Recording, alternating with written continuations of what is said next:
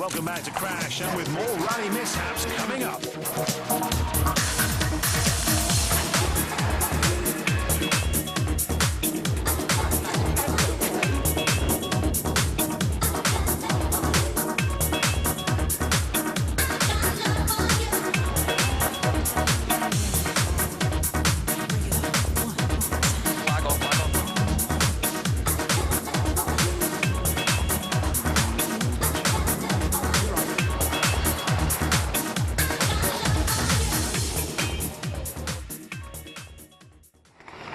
One of the biggest events in the British rally calendar is Rally Isle of Man, which uses a lot of narrow farm lanes lined with high grass banks.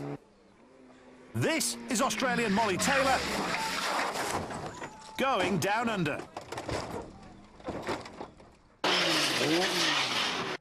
And here's a valuable lesson. Always remember to apply the handbrake. Let's watch again as she comes in too fast into the bend and is unable to turn, so therefore there's only one place to go. And she ends the move with a forward roll.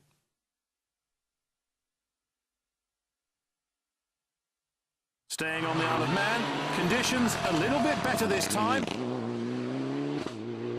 And this is Adam Gould in the Subaru Impreza. 4 right plus, slight left, 50 to 90 right minus over bump. This section of Manx Road is very tight. 4 left plus, tight. Too tight for Gould, and he spins. Facing the wrong way, this is going to take a 3-point turn to get out of. Sorry, a 5-point turn. Take it steady, might have a puncture. No, make that a 7-point turn. And we're away. Coming up is a moment for this man, Keith Cronin. The Irishman would go on to lift the title in 2009, but it needed the luck of the Irish along the way. A big impact, and very fortunate not to have suffered more damage, having smacked the bank.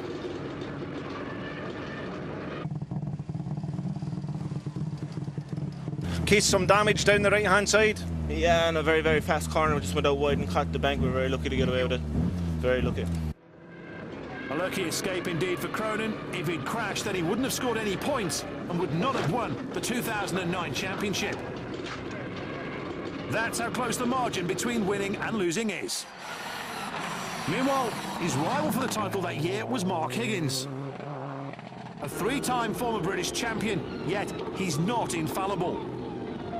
Here he is driving at Rally Isle of Man, and the clutch in his Subaru isn't working. And that makes the car very difficult to drive. 50. Staying in the Isle of Man, and this is Higgins' teammate Adam Gould again. And he's about to retire from the rally 5 left, at very high speed. 5 left plus into 4 right. Slight right for 150.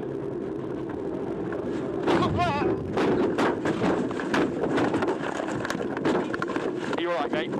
Yep, okay.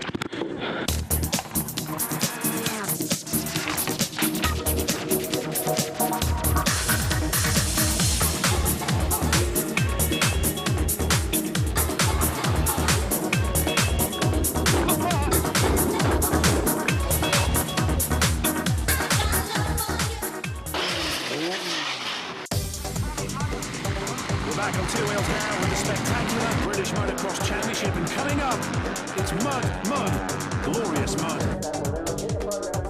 This is the Duns racetrack in Scotland, and conditions are perfect if you like mishaps.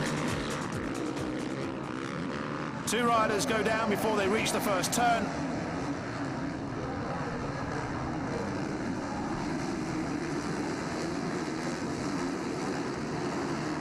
And watch again.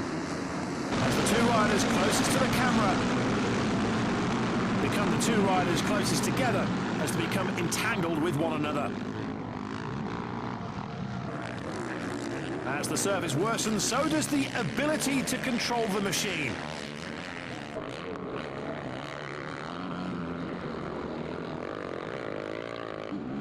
And it means things like this can happen.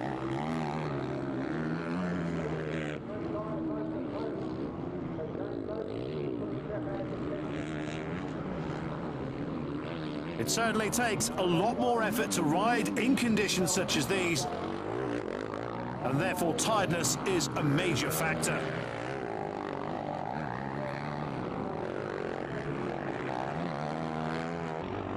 In the replay, it's worth noting that when he puts his feet on the pegs, it's the moment when he relinquishes command of his machine. Apart from injury, this is every motocrosser's worst moment. Cold, wet, and your bike won't start.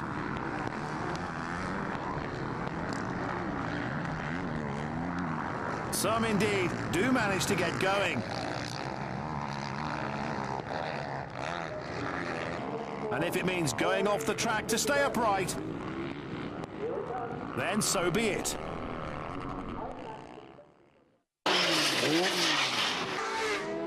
Now here's a heart-in-mouth moment. Keith Moore sliding off and into an air fence at Cookstown in Northern Ireland. Rider okay, but going nowhere except for a quick medical checkup. This was the battle for first place, and watch as the bike goes away from the rider as he begins to turn into the corner. Thankfully, he slides harmlessly into the barrier.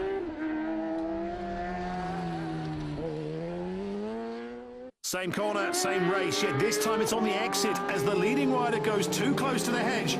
His back wheel drops into the ditch, and the bike almost flicks him. Road racing is certainly a lot more dangerous than circuit racing, as there are very few runoff areas, if any at all. And look again, and watch as the back tyre drops into the dirty ditch. It's across the Irish Sea next to the Isle of Man, the home of road racing, and this is the Southern 100 meeting, again on close roads, with lots of obstacles to be wary of. The yellow flags are out. A rider is being attended to. And this is the reason why. Watch the number 40 bike at the head of this pack coming towards us. A little too fast for his liking. He crosses up, down he goes, and out comes fuel spilling all over the road.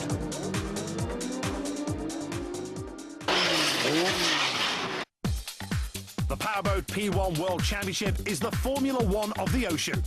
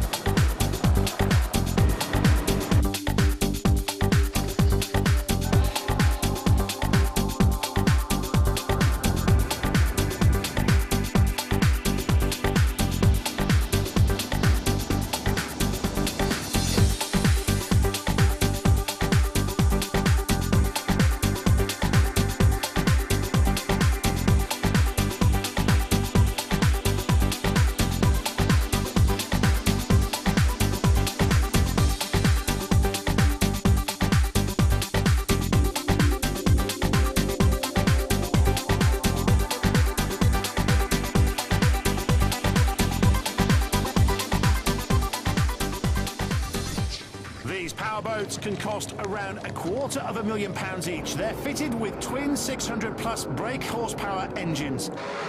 They take to the air at speeds in excess of 100 miles an hour, and when they land, it's with a spine-compressing thump.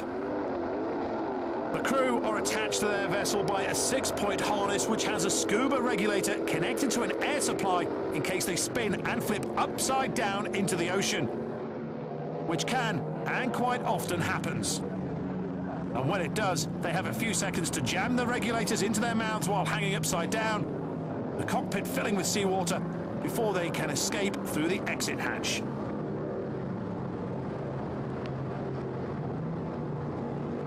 This may be a rich man's sport, but it's also a very dangerous one. Lucas Oil trying to run down Vertibo as they go around the west end of the race course. This is turn A and B. Oh, and they spun the boat and rolled it over. The boat hooked, rolled to the outside. Looks like it almost pirouetted All the debris just tore the boat up in a huge spray. Glad to see that they are both okay.